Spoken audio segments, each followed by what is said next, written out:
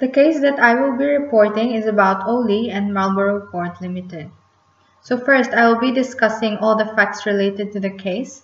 This will be followed by the issues, and then the rules and its application, and finally the conclusion of the case. So first are the facts. The two parties involved in this case are Mrs. Oli and Marlborough Court Limited. So what happened was, Mrs. Oli was a customer of Marlborough Court Limited, which is located at Lancaster Gate, London. She paid for her stay at the hotel at the reception, where there was no mention of any exclusion clause prior to finalizing the contract between her and Marlborough Court Hotel. Every time she leaves the hotel, she would always leave her room keys at the reception with the expectation that they would look after it.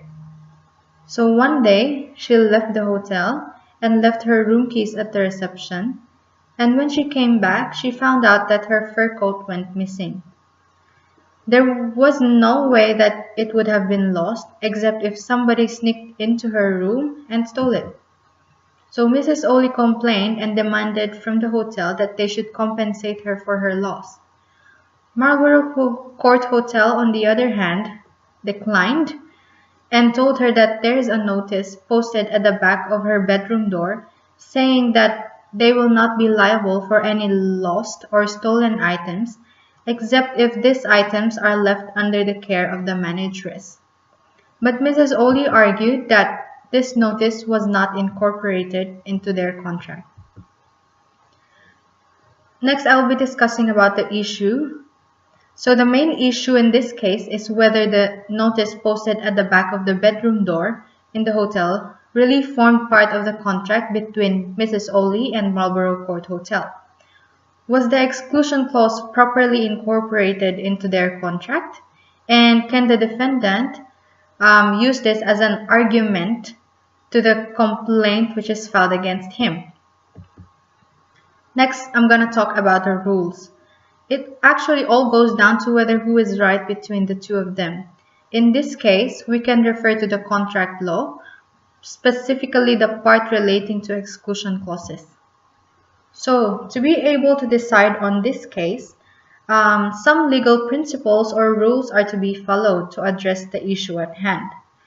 If Marlborough Court Hotel wanted to rely on this exclusion clause, which is the notice saying that they won't be liable for any lost or stolen item, first they would have to prove that this clause is really a part of the contract. There are three main rules to be followed when it comes to incorporating exclusion clauses in contracts.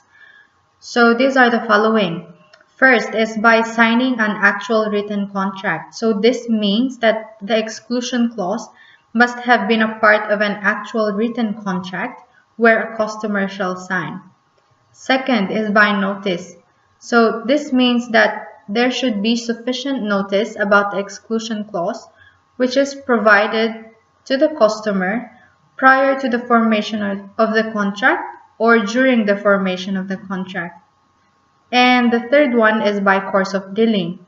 So this means that even though there is no sufficient notice provided to the customer about the exclusion clause, this could still form part of the contract because of previous dealings with the other party under the same terms. Next, I'll be discussing about the application of the rules. So if we are to base on the rules which I mentioned earlier, it is very clear that the exclusion clause posted at the back of the bedroom door of Mrs. Oli did not form part of the contract between her and Marlborough Court Hotel. This is because the hotel was not able to take reasonable steps to notify Mrs. Oli about the exclusion clause before finalizing the contract between the two of them.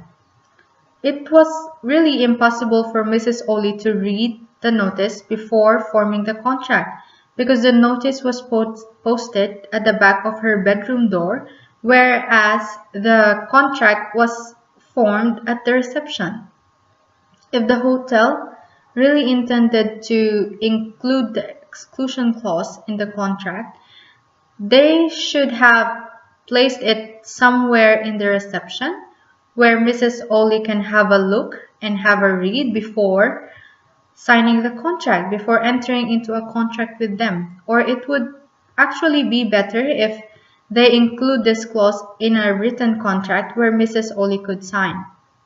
So given these reasons, the exclusion clause in the form of the notice excluding liability cannot be relied upon by Marlborough Court Hotel. And last but not the least, I'm going to discuss the conclusion. So since Mrs. Oli and Marlborough Court Hotel already formed the contract at the reception before Mrs. Oli had the chance to see the notice, it was held that the exclusion clause is ineffective because it wasn't able to satisfy the rules regarding incorporation of exclusion clauses into a contract.